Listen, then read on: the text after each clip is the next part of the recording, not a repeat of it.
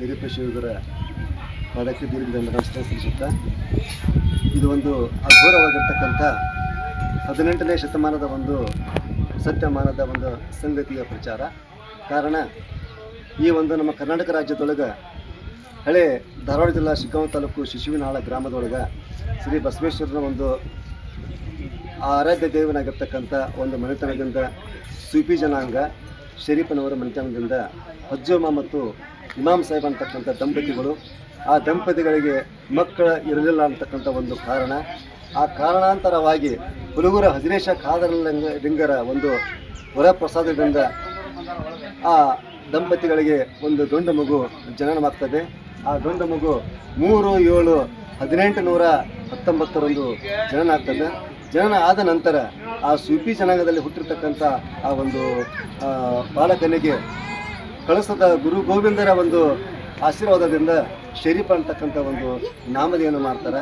ಆ ಶರೀಫ ಅಂತ ನಾಮಧೇಯನ್ನು ಮಾಡಿದ ನಂತರ ಆ ಶರೀಫ ಶಿವಯೋಗಿಗಳು ಏನು ಮಾಡ್ತಾರಪ್ಪ ಅಂತಂದರೆ, ಶರೀಫ ಏನು ಮಾಡ್ತಾನಪ್ಪ ಅಂದರೆ ಆ ಗುರು ಗೋವಿಂದರ ಒಂದು ಸಾನ್ನಿಧ್ಯದೊಳಗೆ ಬೆಳೀತಾರ.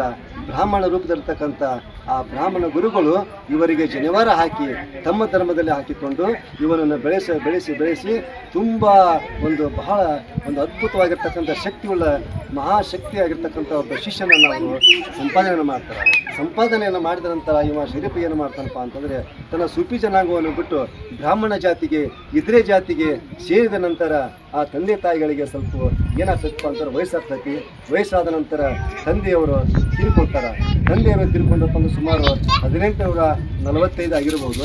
ಆ 1845ನೇ ಇಸ್ವಿ ಒಳಗೆ ಆ ತೀರ್ಕೊಂಡಂಥ ಸಮಯದೊಳಗೆ ಆ ಸೂಫಿ ಜನಾಂಗದವರು ಅವರ ತಂದೆಯನ್ನು ತಮ್ಮ ಸಮಾಧಿಯಲ್ಲಿ ಅವರನ್ನು ಮಾಡಲಿಕ್ಕೆ ಅವಕಾಶ ಕೊಡೋದಿಲ್ಲ.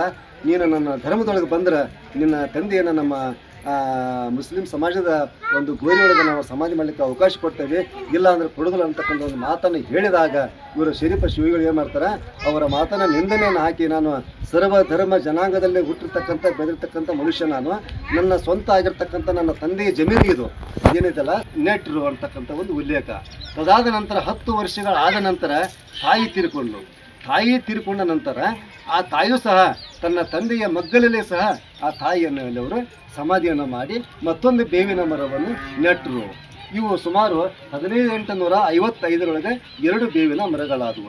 ಬೆಳೀತಾ ನಾವು ಚಿಕ್ಕಂದಿನಲ್ಲಿ ಸುಮಾರು 1970ರಲ್ಲಿ ನಾವು ನೋಡಿಕೊಂಡಾಗ ಇವು 2 ಬೇವಿನ ಮರಗಳು 2 ಭಾಗ ಆಗಿದ್ದವು, 2 ಕಾಣ್ತಾ ಇದ್ದವು. ಆ ಕಾಣಬಾರ್ದು, ಅದು ಕೂಡಬಾರ್ದು ಅಂತ ಒಂದು ದಿವ್ಯ ದೃಷ್ಟಿಯಿಂದ ನರಾಕ ಒಂದು ಬೇವಿನ ಮರದ ಮಧ್ಯದಾಗ ಬಂಡೆಯನ್ನು ಇಟ್ಟರು, ಕೂಡಬಾರ್ದು ಅಂತೇಳಿ. ಅದೀಗ ಬಂಡೆ ಸಹ ಏನಾಗ್ಬಿಟ್ಟಪ್ಪ ಅಂತಾರೆ, ಅದು ಕುತ್ಕೊಂಡು ಒಂದೇ ಆಗಿಬಿಟ್ಟೈತಿ. ಯಾಕೆ ಒಂದಾಯ್ತಪ್ಪ ಅಂತಾರೆ, ನಮ್ಮ ತಂದೆ ತಾಯಿ ಬೇರೆ ಅಲ್ಲ, ನಾವು ಎರಡೂ ಒಂದೇ ಅಂತಕ್ಕಂಥ ಒಂದು ಮಾತನ್ನು ಈ ಒಂದು ಬೇವಿನ ಮರವನ್ನು ನೆಟ್ಟಿರ್ತಕ್ಕಂಥ ಒಂದು ರೂಪರೇಷ.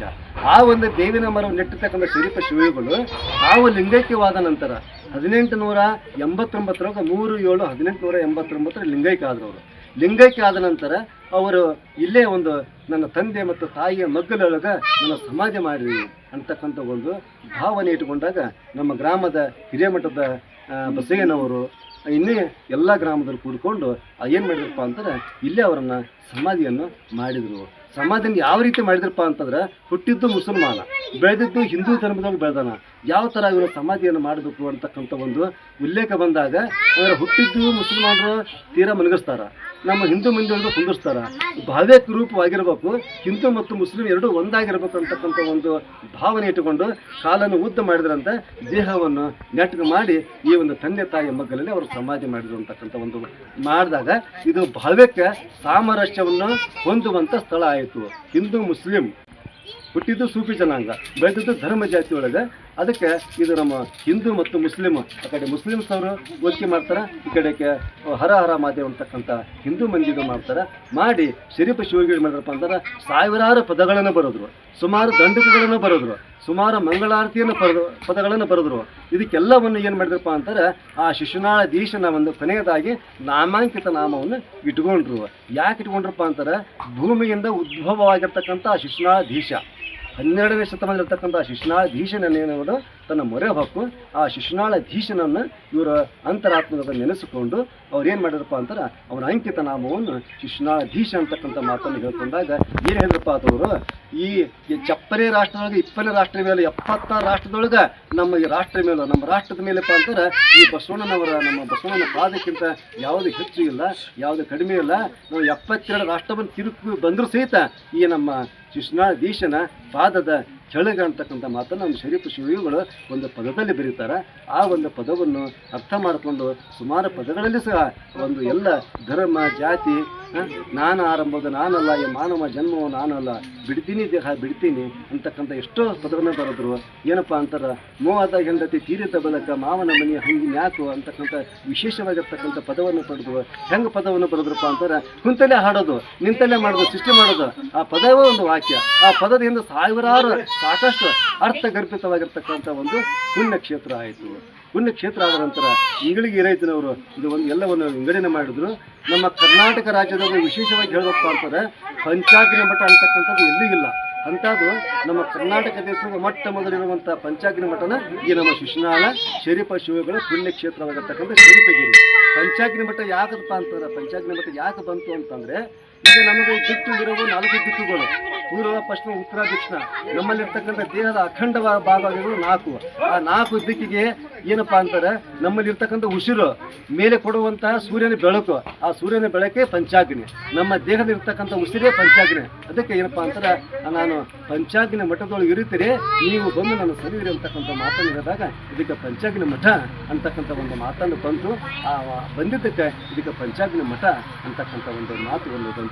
ಈಗ ಸುಮಾರು ಲಕ್ಷಾಂತರ ಜನರು ಕೂಡಿಕೊಂಡು ಈ ಒಂದು ಹಿಂದೂ ಮುಸ್ಲಿಂ ಯಾವುದೇ ಒಂದು ಧರ್ಮ ಭೇದ ಭಾವ ಇಲ್ಲದೆ ಇಲ್ಲಿ ನಾವು ಜಾತ್ರೆ ಮಾಡ್ತೀವಿ. ಉತ್ಸವ ಒಂದು ಲಿಪಿ ಇದೆ. ಈ ಲಿಪಿ ನಮ್ಮದು ಪ್ರಾಚ್ಯ ವಸ್ತುಗಳ ಅಧಿಕಾರಕ್ಕೆ ನಾವು ಕಳಿಸಿದ್ದೀವಿ. ಇದನ್ನು ಅವರು 12ನೇ ಶತಮಾನದಲ್ಲಿರ್ತಕ್ಕಂಥ ಒಂದು ಲಿಪಿ ಅಂತಕ್ಕಂಥ ನಮ್ಮ ಊಹೆಯನ್ನು ಕೊಟ್ಟಿದ್ದಾರೆ. ಆ ಲಿಪಿ ಸಂಗ್ರಹ ನಮ್ಮಲ್ಲಿ ಅದೇ ಇದೆ. ಅದಾದ ನಂತರ ಅದೇನು ಕಂಪನಾಳ ಹೋಗಿ ಈ ಒಂದು ಉದ್ಭವ ಮೂರ್ತಿ ಏನಾಯ್ತಲ್ಲ ಅಲ್ಲಿಂದ ಕಂಪನಾಳ ಹೋಗಿ ಶಿಶುವಿನ ಹಾಲ ಧೀಶೆ ಆಗೋ ಆತ. ಶಿಶುವಿನ ಹಾಳ ಧೀಶೆ ಅಂತ ಯಾರಪ್ಪ ಅಂತಾರೆ ಪರಮೇಶ್ವರನ ವಾಹನವಾಗಿರ್ತಕ್ಕಂಥ ನಂದಿ. ಆ ನಂದಿಯೇ ಈ ಒಂದು ವಾಹನ, ಅದಕ್ಕೆ ಇವ ಧೀಶ ಆದ ಅಂತಕ್ಕಂಥ ಒಂದು ಉಲ್ಲೇಖವನ್ನು ಅವರು ಹಿಂದೆ ರಾಜ್ಯ ವಸ್ತು ಅಧಿಕಾರಿಗಳು ಕೊಟ್ಟರು. ಆನಂತರ ಹಿಂದಿನ ನಮ್ಮ ಹಿರಿಯರು ಹೇಳ್ಕೊಂತ ಅವರು ಬಂದಿದ್ದಾರೆ. ಆ ಒಂದು ಸಂಪ್ರದಾಯವನ್ನು ಇವತ್ತಿನಲ್ಲೂ ಸಹ ನಾವು ಯಾವುದೇ ಬಂದರೂ ಸಹಿತ ಒಂದು ಶರೀಫರ ಒಂದು ವಾಣಿ ಒಳಗಾಗಲಿ ಅಥವಾ ನಮ್ಮ ಗ್ರಾಮದ ಹಿರಿಯರ ಒಂದು ವಾಣಿಯಾಗಲಿ ಈ ಥರದ ಒಂದು ಈ ನಮ್ಮ ಶಿಶುನಾಳಧೀಶ ಆದ ಅಂತಕ್ಕಂಥ ಒಂದು ಮಾತನ್ನು ನಾವು ಇವತ್ತು ಹೇಳಲಿಕ್ಕೆ ಇಷ್ಟಪಡ್ತೇವೆ. ಆ ಕಂಪನಾಳ ಹೋಗಿ ಅಲ್ಲಿ ಎಲ್ಲ ಬಯಲು ಪ್ರದೇಶ ಆಯಿತು, ಇದು ಇಲ್ಲಿ ಬಂದು ಶಿಶುವಿನ ಹಾಳ ಧೀಶ ಆಯಿತು ಅಂತಕ್ಕಂಥ ಒಂದು ಮಾತನ್ನು ಹೇಳ್ಕೊಂಡಾಗ ಈ ಶಿಶುನಾಳಧೀಶ ಆದ. ಇವನಿಗೆ ವಿಶೇಷವಾಗಿರ್ತಕ್ಕಂಥ ಒಬ್ಬ ಶಿಷ್ಯ ಬಂದ. ಯಾರು ಬಂದ್ರಪ್ಪ ಅಂದ್ರೆ ಸಂತ ಶರೀಫ ಶಿವಗಳು ಬಂದರು. ಅವರು ಸುಮಾರು ಸಾವಿರಾರು ಪದಗಳ ಒಂದು ಮುಂಗಡದಲ್ಲಿ ಮುಂಬದಿಯಲ್ಲಿ ಹಿಂಬದಿಯಲ್ಲಿ ಶಿಶುನಾಳಧೀಶನ ಅಂಕಿತ ನಾಮವನ್ನು ಇಟ್ಕೊಂಡ್ರು ಅಂತಕ್ಕಂಥ ಒಂದು ಉಲ್ಲೇಖ ಈ ಒಂದು ನಮ್ಮ ಶಿಶುನಾಳಧೀಶನ ಒಂದು ಭಾಷೆಯಲ್ಲಿ ಬರ್ತಾ ಇದೆ.